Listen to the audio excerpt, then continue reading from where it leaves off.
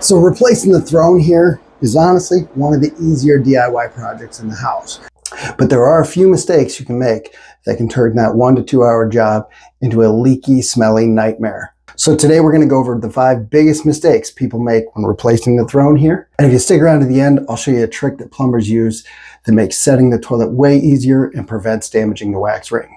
Now, the first common mistake people make is they turn the water off, they flush the toilet, and they assume all the water's out of the tank and the bowl, but the reality is not. You got to make sure you get everything out of here and out of here. And then usually that takes a shop vac or even possibly a plunger, and I'll show you how to do that with the plunger. So first, let's get that water shut off. Now we can flush our toilet. And then assuming the water's off, you won't see it refill, but you're still going to see there is water down there. So we need to get that out of there as well.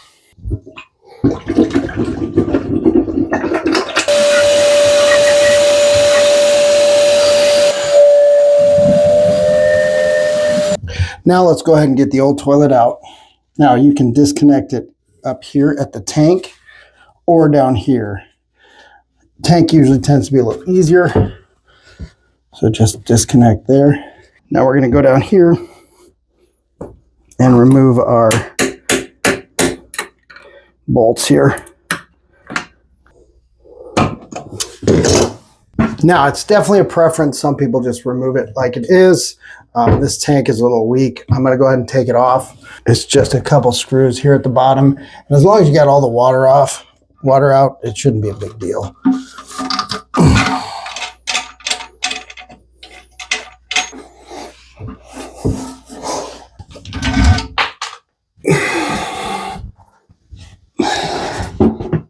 Let's remove our bolts here. If we can, it looks like I need to remove the wax ring first.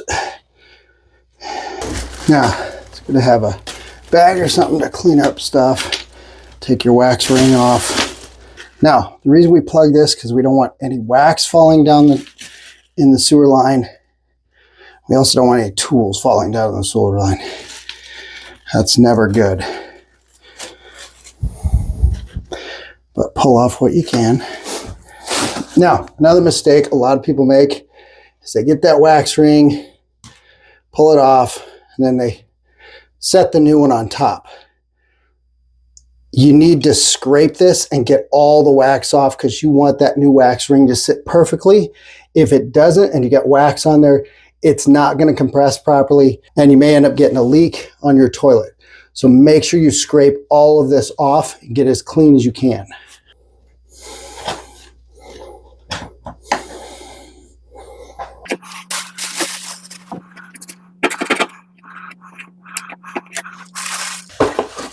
Now for wax rings, we have a few different options. We've had just the wax ring here. I like it with the flange. You can get it without it. You've got a little bit better. Moving up, you have the Better Than Wax Universal. And this isn't the only brand by any means. This is about mid-grade, a little bit more expensive. And then you have pretty much top of the line here is this right here, which has the wax ring inside, but it also has plastic around it. And you can take this off and extension. So if you need it extended higher, so if you have a low toilet, so if you have a low flange here, put this in to extend this up. Comes with longer bolts. Kind of better for the options where you need something. To me, this is a better option for if the flange is low, but it's out there. It's usually the more expensive one. I usually choose one of these because over time the wax will degrade. I've had several toilets. They end up leaking, and it's just because the wax ring needs to be replaced over time. So I like to go with something like this, spend a couple dollars more, and it'll last a lot longer. Now, with this, it comes with 2 pieces. It comes with the flange, and then it comes with the spacer. If your flange here is even or a 1/4 inch below the surface of the floor, you need the spacer. So this is actually above the floor. This is kind of pushing up here, but it's above the floor. So I really don't need this spacer. Otherwise the toilet's going to sit too high. So really all I need is this. And to push this down and that will sit, the toilet will sit properly. We'll see it's very close, but it's above, it's definitely above the floor line. So this should be all I need. Now, the next mistake I see a lot of people make is that they look at the old bolts, they're in good shape, they're the right height, they've already been cut, and instead of using the new ones, they'll go and use the old ones. We don't want to do that at all. We want to use the new bolts that came with the new ring. So let's go ahead and get these in there. And then just set your ring on top of there and set them over here. This is going to be what holds those bolts in place as we set the toilet. Now, setting the toilet really isn't that difficult. We just want to line these up here with the new bolts. So you're going to line up both sides. And then just try to line it up a little bit as much as you can. Square it off as much. Square it off. Now, while you got the toilet off, if you're going to replace this, you might as well do it now as well. And I would always recommend replacing it if you can. And again, might have a little water in it, so let's put this on. Put this on this side, and then we're also going to do it on the other side.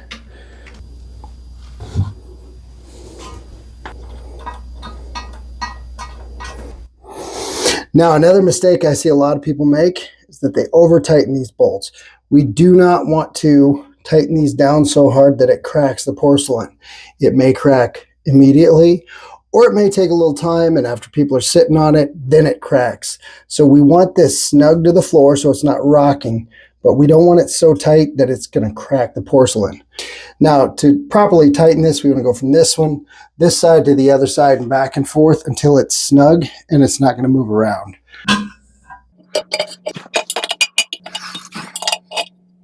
Now, with the toilet, you should get a big seal like this. It's just going to go right on the top here. And you would put it on here, not on the bottom. And then you're going to put this right on the top of here. And it'll sit down in there. And it'll come with a couple tank bolts that look like this. Take your bolts. They're going to go like that. Take a flathead screwdriver, put that on the tank bolt and just keep it pushed down. Then underneath, you're going to find that tank bolt and you're going to install.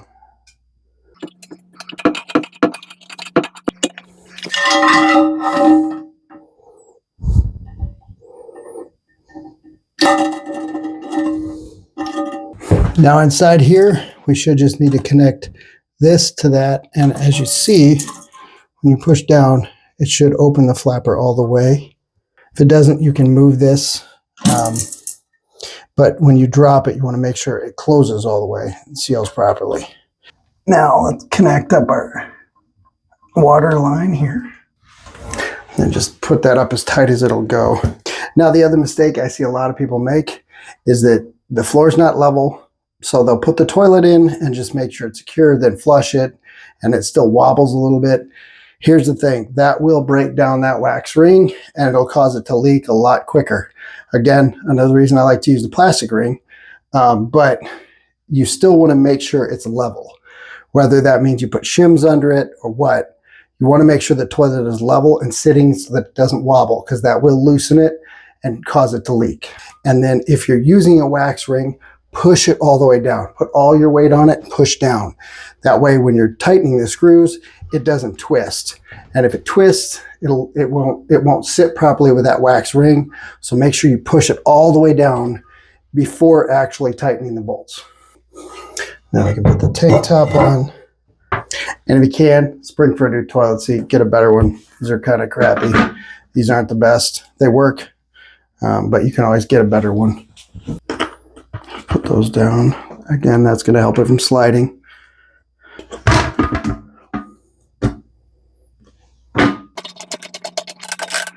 Now, You can do this before you put the tank on or not. I want to make sure it's level.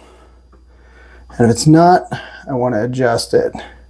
Doesn't have to be perfect because again, we don't want to over tighten these bolts here.